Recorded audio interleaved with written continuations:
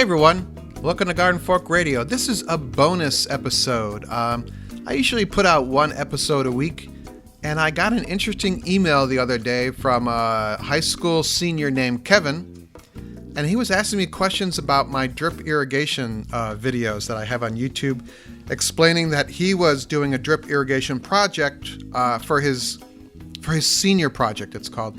And I was intrigued by this, and I thought, well, instead of just answering his email with an email, why don't we create some free content for Garden Fork, of course. So he was nice enough, Kevin was nice enough to agree to a Skype call, and we scheduled it for about a half hour ago, actually, then I'm recording this.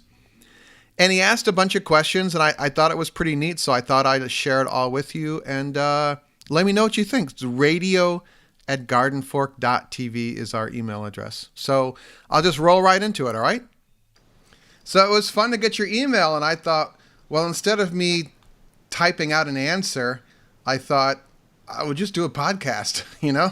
Yeah, I think, one of my teachers said that having a conversation with the person would be best, and I agree with that, and I can ask other questions to follow up on the ones I have here, if I have any other ones. Well, the cool thing is that people listening to this will probably have questions that I think are obvious and you are going to ask. So that happens a lot where I think everyone knows what I'm talking about, and the interviewer, usually my wife, is like, well, why are you doing that? And I'm like, well, it's obvious, you know. All right, well, I first wanted to just kind of give everyone a little bit of background. So your name is Kevin, and you're in New Jersey. I actually was born in New Jersey and grew up till I was 6 years old in New Jersey. And you're working on a senior project about drip irrigation for school, right? Yep. And then you somehow ran across me. I was on YouTube, and I was looking across people that have done a drip irrigation system in in their yards and stuff. And I came across your YouTube channel, and I thought it was informative, so I reached out to you and a bunch of other people also, of course. Did anyone else reply? I did get one other reply, but it was a typed response. Not nearly as fun as this. Yeah, not nearly. Yeah, it's weird. YouTube's weird. I mean, I think some of the people with bigger channels might just get overwhelmed with people asking them questions, you know? But yeah. I'm not that big. Anyway, I was flattered for the email, and my wife works in education, and I sent her the email, and she thought it was a neat idea to do the podcast. So here we are. It was a good idea. So it's a senior project. Is it a written project? Or are you going to build something, or? So for our senior project for my school, you have to have a product, and then you have to present it along with the written project. The written project, I think I'm doing mine more on, it doesn't have to be about drip irrigation. I think I'm going to do mine on water itself and problems in the world with it. All right.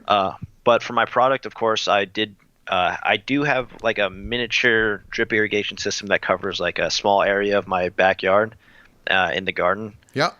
I bought 50 feet of tubing that I had to cut and then put in my own drippers, of course. And then I had another 50 feet of tubing that already had holes in it, and I laid that across. And that's pretty much what I have right now. All right. Yeah, those are two different kinds of systems. Yeah, I've seen those. Yeah, I'm doing it's like a 50-50, and then I can show people during my presentation the different kinds of, I guess, tubing that you can use for drip irrigation. All right, cool. Well, why don't you shoot away at your questions, and I'll do my best to answer them. So obviously, so we don't really know each other. So my first question is, what is your current profession, and how long have you been working in that industry? I currently work basically as a small-time contractor. I do small, you would call it like a handyman kind of jobs. I do stuff that only requires me to do it. And I also we recently bought a row house in Brooklyn, and I spend quite a bit of time fixing that up as well. And then Garden Fork has a bit of an income as well. So that's what I do. Are you do you own a contracting company, or are you just a worker?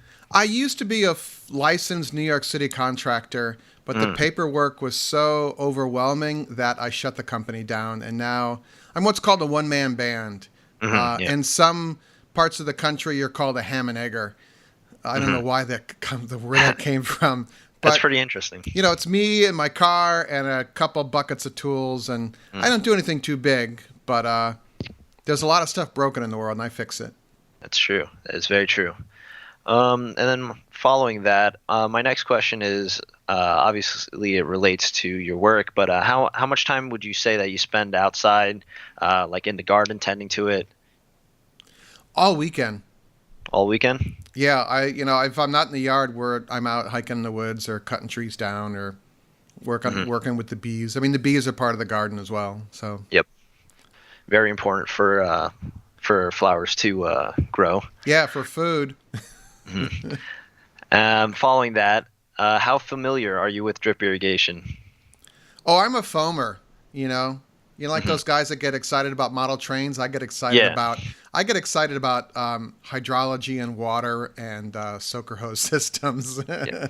I actually found it pretty interesting when I was working on mine, so I can see why you liked so much.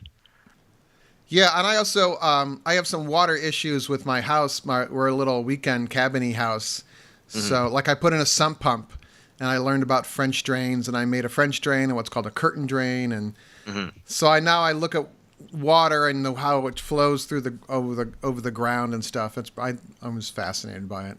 Yep, that sounds pretty interesting. Um, about drip irrigation, would you say you could tell us how effective it is? I think it's incredibly effective if it's done right. It First of all, I mean, if you just try and water your garden with one of those sprinklers that oscillates back and forth or shoots the water around, I think a lot of the water evaporates. hmm And with the soaker hoses or with the drip emitters or with those kind of hoses where the water is spaced, there's fixed emitters, I think it's called. Um, I don't know how many fold more efficient it is, but there's so much. You've not lost. I wouldn't say you've lost barely any to evaporation. So hmm and then my next question is, would you usually have someone, would you usually need to hire someone to set this up, or is it relatively easy for just anybody to set up? oh, it's really easy. They make kits that you can buy. Rainbird is one company that has several different kits. You can either go the drip emitter route or the soaker hose route, and later on we could talk about those different options if you want. But I think, if you can plant a garden, if you can dig a hole, you can put in a drip irrigation system, I Hmm. think. I was talking with the other person that I interviewed. He responded back to me for this question, and he told me that for a larger scale project, he said that most people would need to hire someone. Would you agree with him? Well, I just have raised bed gardens, and then I have some hmm ornamental beds, and the ornamental beds are set up permanent, so you never have to tend to. They're soaker hoses, so you don't have to take them back in. Yep. Um, but if you're talking about timers and the kind of irrigation where the things pop up in the lawn, that's a whole nother ball of wax. That's out of my league. Yep. That is very true. Um, So my next question has to do with water bills. You don't have to share this if you don't want to, but I asked on average how much do you think people pay in water bills for using a hose to water their gardens?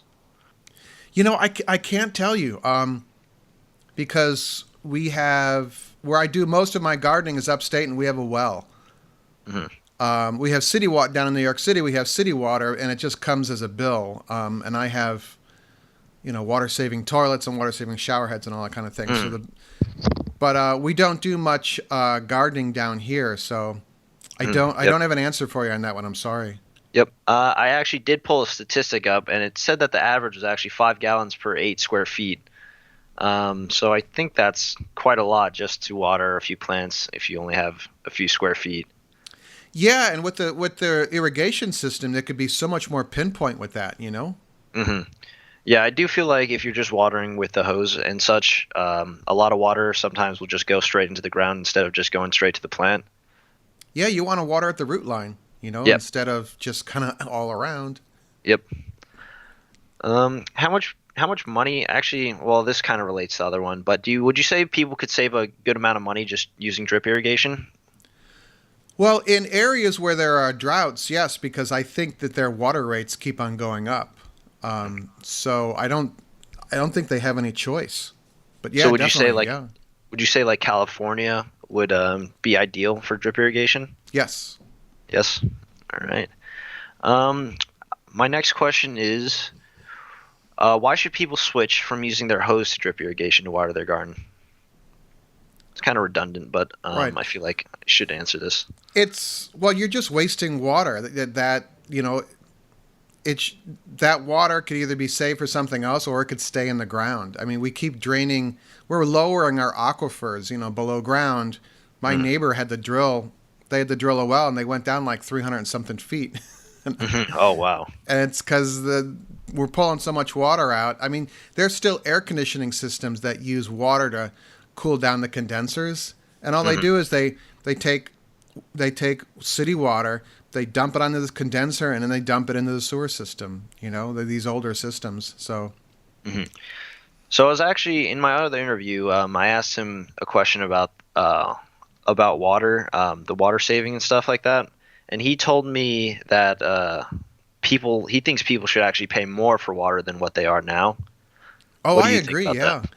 Well, if I mean, it's kind of like people are the government, and I think it's a good idea. Mhm. People are always anti-government, but this is a good thing the government can do, is trying to get people to stop smoking.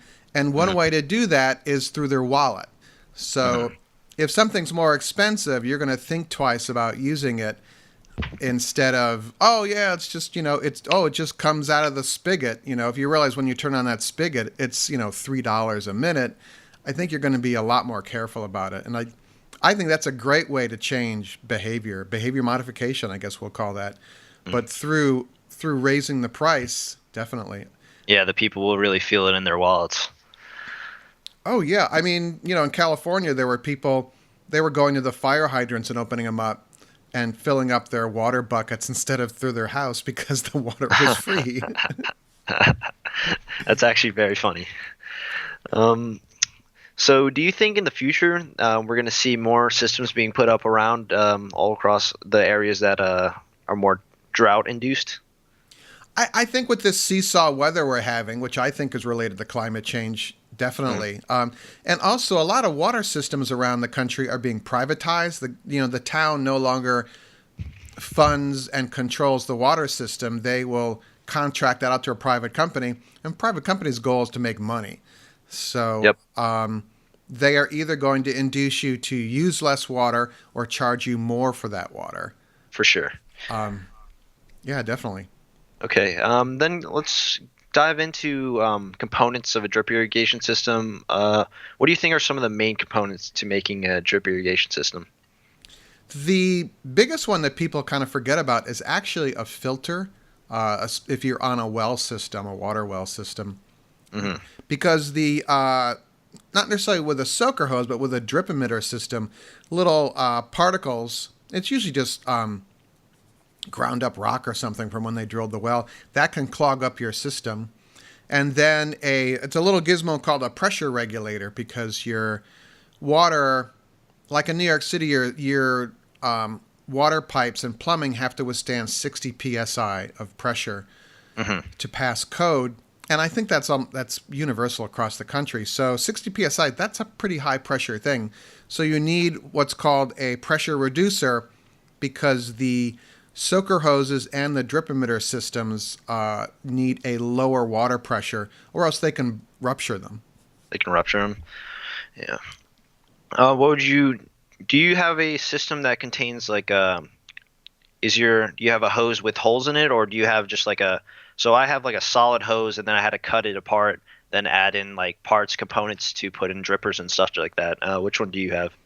Well, I have a Rainbird kit, Hmm. and it came with a piece of like a kind of like a main feeder hose, And then it had a little tool where you would punch in. You essentially punch a hole in the side Punching of holes? it. Oh, yeah. I've seen that. And then a smaller diameter tubing comes off, and you will connect what's called an emitter. It looks like a black disc about the size of a nickel, and it has a little hose barb sticking out. And you connect that to the narrow diameter, and you place that at the base of the plant. And you can put multiple emitters. If you have a bigger tree, you can drop them there. And the emitters are also rated for different gallons per hour. It can be a quarter gallon an hour, or it could be 2 gallons per hour. So you can pick different emitters. Yeah, I did see that. I know that some of the hoses actually have like some markings on the side that tells you how many gallons per hour they can handle. Right. And then in the same Rainbird kit, I have a continuous piece of hose that has emitters spaced, I think it's every foot. And I think that's more for a general ornamental garden, and you can just weave that around the plant so you don't have to, punch the holes in it. The problem with the emitter system I have is that you have to take it up in the fall because the emitters will rupture in the winter because there's still water in there. It will freeze and rupture the membrane. And then the third system I have are soaker hoses, which is basically recycled tires that they make hose out of, and the hose is porous. And those are in my vegetable garden, and I have a kind of a homemade system to run those through the vegetable garden. I actually have the same hose. I think I have a 1/4-inch soaker hose that I'm using in my system. I found it really interesting, actually, that it actually works extremely well. The ground was usually moist after just a few, maybe like a minute or two of just having the hose on. Yeah. It seemed pretty efficient. The key to that is that you actually want the hose on long enough to soak to the roots. And the cool thing about the soaker hose system, what I do is I bury it about a 1/2 inch or an inch under in the vegetable garden. And I know where they are in the garden, so I plant my seeds right there. Or you can have them right at soil level and cover them with leaf mulch. And you're assured of almost no evaporation that way. Or if you're like growing tomatoes, I have a tomato bed, and a lot of people put black plastic over the bed and then cut little holes for the tomato plants. I lay down the soaker hose in rows, then put the black plastic on top of the soaker hose, and then plant the tomato plants. And it makes it really easy that way. You put some T connectors in, or you can snake it around, and boom, you're done. Yep. Would you say that like it's more effective if you dug down a little bit to get it closer to the roots of the plant, or would you get the same effect just having it on the surface? I think it's a little more effective. I don't know how much more. It depends. I mean, feeder roots are fairly close to the soil and close to the top of the soil. So the thing is, if it's buried under and they're leaking, they kind of naturally leak. But if they get a bigger hole in them, you can't always tell, and you start to waste water. If they're just laying on the garden bed, you can hear them. They kind of go, and you go. Yeah. What would you say are the chances of, if you do bury it, what are the chances that maybe some kind of small, like dirt particle or something blocks up the holes in the tubing? You think that's very likely or no? No, I think the pressure of the water would push out the stuff out. Yep. Do you have a timer on your system? I do, and most water timers blow, to put it politely. I finally found one that I liked. I can email you what it is. I don't have it in front of me. But most of them, to program them, you have to have like a college degree in computer engineering. Oh, really? They're horribly made. I mean, maybe yours is easy. I finally found one with a big dial. Oh, yeah. I did get one with a big dial on it. Yeah, because a lot of the older ones, even from a couple of years ago, they're just awful to program. Yep. So... the thing you have to remember with a water timer is to bring it in the winter, or else the water that's in there will freeze and crack your timer.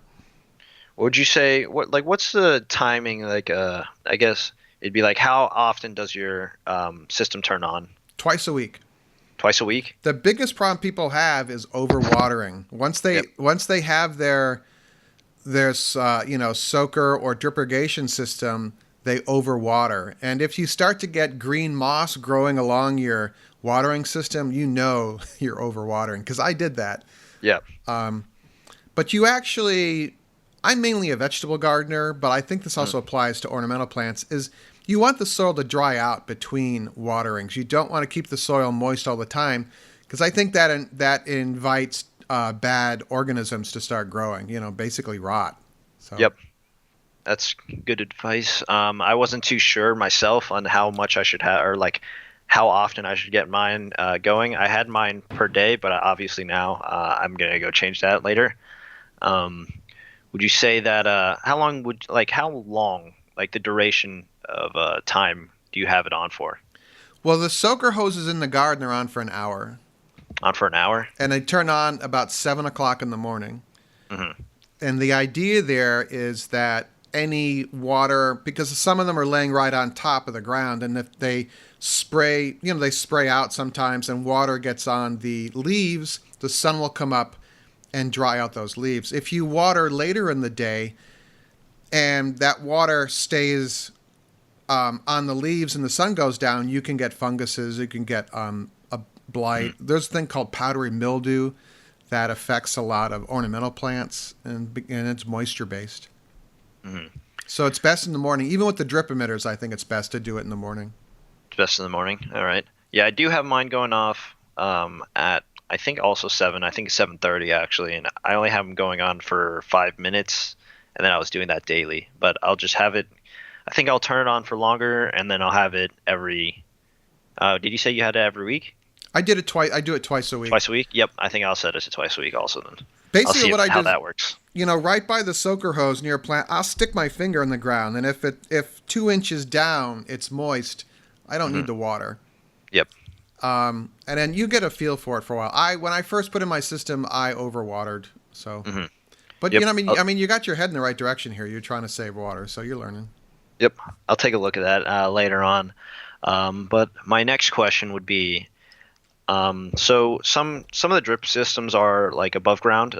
They're held by I wouldn't exactly know what they're called, but you stick them into the ground, you stick the hose into it, and then they're like held above ground. Have you know what I'm talking about? Yeah, I've seen those. Yeah. Some people would comment on like how it would look bad in the garden. What would you say about that? I'm not an ornamental gardener, so I don't really care. So you don't really care how it looks? Well, I think they're ugly looking. I think that. Yeah. I'm like, why don't you just leave it on the ground? Yeah. There's these weird spray heads, that are part of that system, and I'm just like, why? I'm not quite sure sometimes why people build what they build. Yeah. That's not a good answer. I'm sorry, but I just wouldn't use them. I think you got it across. Like I also think like since I have like it's 50% above ground, and then the other 50% of my drip irrigation system is below ground. And I'm looking at it, I'm like, this is pretty bad. So I'm trying to cover it up with some mulch right now, but I can only cover up so many parts because I need to see where it connects to areas just in case there is a leak. Yeah, that's the drawback of covering up mulch. Leaks. Yeah. Well, I don't think it'll leak anytime soon, but I'm just afraid for the future that it will leak, and I won't be able to notice it because it might be covered by dirt. Yeah, I mean, the system will fatigue over time because it's just hot, cold. And if it is just laying above ground, sunlight has UV. The UV portion of sunlight is pretty bad on plastic and rubber. So. Well, I think that concludes all the questions I have. Wow. Yeah. That was great. So do you have to turn this in like a week, or do you got a couple of weeks, or? So, my teacher will need, I can just give her the link to the podcast that you do upload, but, I believe my teacher will want it. The interviews are supposed to do, I think, the end of next week. But I won't need it until, I think, 3 weeks. All right. So you're ahead of the game. I usually do things at the last minute. In school, I did that too. So good for you. I just want to have an easy rest of the senior year, so I'm trying to get this stuff done. Smarter than me. Are you thinking about what you're going to do after high school? I actually want to be a computer science major after high school. There you go. Smart. You could use an Arduino or Raspberry Pi controller to do the water timing instead of one of these water timers you buy at Lowe's or Home Depot. That'd be fun. Yep. I was actually looking into Raspberry Pi before this, but I felt like there could be some problems leaving it out all day. Yeah. I need to build something around it to make sure that if it does rain and stuff, no moisture will get in there and affect the system. There's a site called Adafruit that has a lot of Arduino and Raspberry Pi stuff, and they might have a moisture sensor. So you could get like a weatherproof box, a solar panel, and a Wi-Fi connector, and a moisture sensor, and there you go. Yep. I will look into that actually. That might be better. That might be better than the timer I have out there. All right. Well, I appreciate. I was flattered to get the email, and I thought, well, let's make something more than just me emailing you answers. So this was a lot of fun. So, well, thank you for answering my questions today. All right. If you have any more questions, we could do this again. It would be fun. All right. Thank you very much. What fun! Gosh, to be a senior in high school and that organized. Clearly, I was not that way. Anyway, a lot of fun there. Thanks, Kevin. I really appreciate being asked questions. I was a little curious about who the other YouTuber was, but I didn't know if he necessarily wanted to share that or felt that was okay. But you just never know. I get these emails, and sometimes they look like spam, and then I open them, and I've met a great person. So thanks to Kevin. Anyone, if you're more curious about drip irrigation, of course, we have some videos about that, and I will link in the show notes here. And also, if you just go to gardenfork.tv and type in soaker hose or drip irrigation, they'll come up there. All right, so always make it a great day. If you want to email me, it's radio@gardenfork.tv. Thank you. Garden Fork's theme music is licensed from uniquetracks.com.